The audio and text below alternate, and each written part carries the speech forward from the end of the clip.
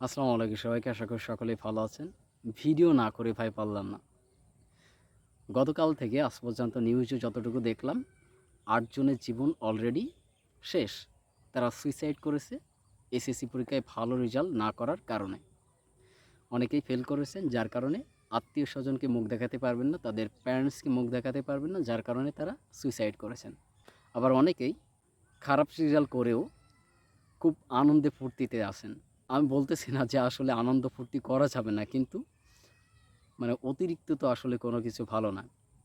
আর যাদের লাইফটাকে দিয়ে দিয়েছেন তারা তো এই ভিডিওটা দেখতে পারবেন না বা শুনতে পারবেন না, কিন্তু আমি কিছু কথা বলতে চাই। যারা ভবিষ্যতে এসএসসি পরীক্ষা দেবেন তাদেরকে নিয়ে আপনারা অনেকেই আছেন খুবই ইমোশনাল হয়ে যান। একটু ফেল করলেই আপনারা আপনাদের লাইফটাকে দেওয়ার জন্য রেল লাইনে, নর্দমায়, পুকুরে, ডোবা নালায় দড়ি নিয়ে যে যেখানে পারেন প্রস্তুত হয়ে যান যে আমার লাইফটাকে দিয়ে দেব। ঠিক আছে, আমি ভালো রেজাল্ট কেন করতে পারলাম না, বা আমি কেন ফেল করলাম। ঠিক আছে, সামনে যারা পরীক্ষা দিবেন তারাও ভিডিওটা দেখবেন আশা করি, এবং যারা পরীক্ষায় ফেল করেছেন তাদের জন্য এই ভিডিওটা খুবই ইনফরমেটিভ হবে। আপনারা একটু ধৈর্য সহকারে দেখবেন। যারা ফেল করেছেন তাদেরকে বলি, এইটা আপনার লাইফের শেষ স্টেপ না, আপনাকে বুঝতে হবে। একটা মিস্টেকের কারণে আপনি ফেল করতেই পারেন। আপনার একটা ভালো রেজাল্ট করার কথা ছিল, সেটা নাও আসতে পারে। আপনি একটা খারাপ রেজাল্ট করতেই পারেন, কিন্তু এর মানে এই না যে আপনার লাইফটাকে দিয়ে দিতে হবে। আপনি কি মনে করেন যে আপনার লাইফের চেয়ে এইচএসসি পরীক্ষার রেজাল্ট বড়? আপনি কি এটাকে মনে করেন? ভাই, এসএসসি পরীক্ষা তো শুধুমাত্র আপনার লাইফের একটা স্টেপ, এবং প্রথম স্টেপ। আপনার লাইফটাকে পরবর্তী কোন লেভেলে নিয়ে যাবেন তার প্রথম একটা স্টেপ।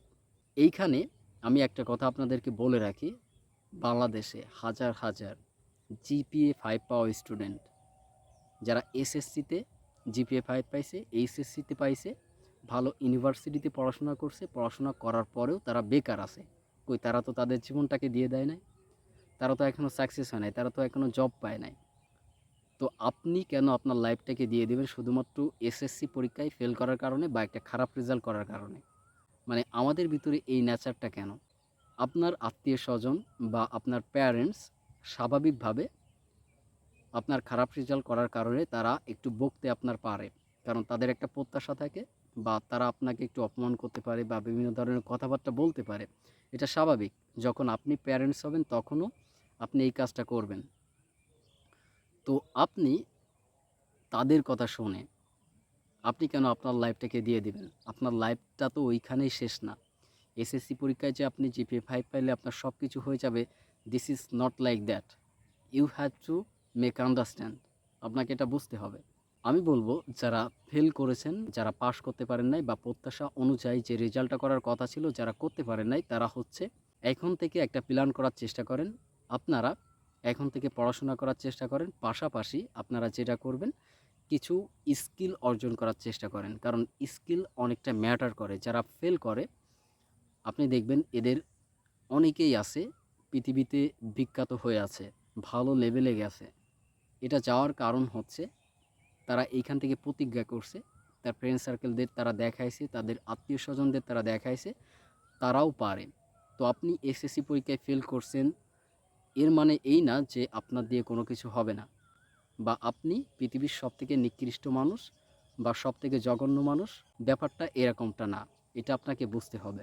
আপনারা ভালো কিছু করতে পারবেন অবশ্যই, শুধুমাত্র ধৈর্য ধরে আপনারা চেষ্টা করেন, এবং আপনারা কিছু স্কিল অর্জন করার চেষ্টা করেন পাশাপাশি, কারণ আপনি একটা বছর ফ্রি টাইম এখানে পাবেন। আপনার পড়াশোনার পাশাপাশি আপনি যদি পারেন, তাহলে আপনি এখানে কিছু স্কিল অর্জন করেন, সাথে সাথে আপনার পড়াশোনাটা কন্টিনিউ করেন, এবং টার্গেট করেন যে নেক্সট পরীক্ষায় আপনি ভালো একটা লেভেলে যাবেন এবং ভালো একটা রেজাল্ট করবেন। তো যেটা বোঝাতে চেয়েছিলাম, আসলে পরীক্ষায় ফেল করা বা জিপিএ 5 পাওয়া মানেই হচ্ছে আমার জীবনে বড় কিছু হয়ে যাবে, বিষয়টা এমন না। আপনি ফেল করলেন, আপনার জীবনে সব কিছু শেষ, বিষয়টা মোটেও এমন না।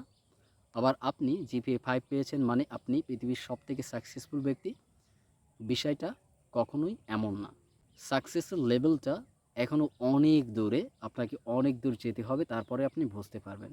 শুধুমাত্র প্রথম স্টেপেই আপনি আপনার লাইফটাকে দিয়ে দিয়েন না, অতি বেশি ইমোশনাল হয়ে যেন না, জাস্ট ট্রাই করেন, পরবর্তীতে আরও ভালো কিছু করতে পারবেন।